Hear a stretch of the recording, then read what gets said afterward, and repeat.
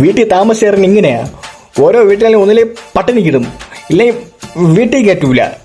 ഇത് വീട്ടിലുള്ള ജോലികളൊക്കെ ചെയ്യണമെന്ന് വെച്ചാൽ പുല്ല്. എന്റെ തുണിയാണ് നോക്കി കഴിവ്, വല്ലതും കീറിയുണ്ടല്ലോ. ഇതിന്റെ പിറകിൽ നിന്റെ വായാണെന്ന് അറിയടാ. മോനുള്ള വടയും ചായ ഞാൻ തരാടാ. ഉമ്മാ ഇക്കാക്ക് വടയും ചായ വേണോന്ന് കഴിവാൻ പറയടാ അവന്റെ അടുത്ത് പാത്രം കഴിവാണ്ട്. രാവിലെ അല്ലേ പാത്രമൊക്കെ കഴി വെച്ചത്? ഉച്ചതിന്റെ പാത്രം നിന്റെ വാപ്പ വന്ന് കഴി വെക്കോടാ. അയ്യേ, എനിക്ക് വരണ ദേഷ്യത്തിന്. ഉമ്മാ ആ തുണിയെ കടിച്ച് കീർന്ന്. ഞാൻ ഇപ്പൊ വരണമെങ്കിൽ നിന്നെ വലി ചീറി അടുപ്പിൽ വെക്കും. കേട്ടല്ലോ, എന്റെ പുതിയ ഷർട്ടാണ്, നോക്കി കഴുകിക്കൊള്ളണം. പെട്ടെന്ന് കഴിവ്, അടുത്ത പാത്രം കഴിവണം. പോടാ. എന്റെ പടച്ചോനെ, എന്നെ എന്തിനു ഈ വീട്ടിൽ കൊണ്ടിട്ടത്? വല്ല അമേരിക്കയിലോ വല്ല ചൈനയിലോ കൊണ്ടിടാത്തത്.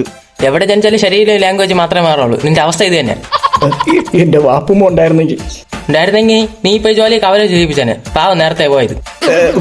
പോരായിച്ച് കഴിവിടാ അങ്ങോട്ട് പുല്ല്. മാ പെട്ടെന്നാവട്ടെ, അടുത്ത കക്കൂസ് വരെ ഉള്ളത്. എന്റെ ജീവിതം ഇങ്ങനെ കഴുകി തീരുവല്ല.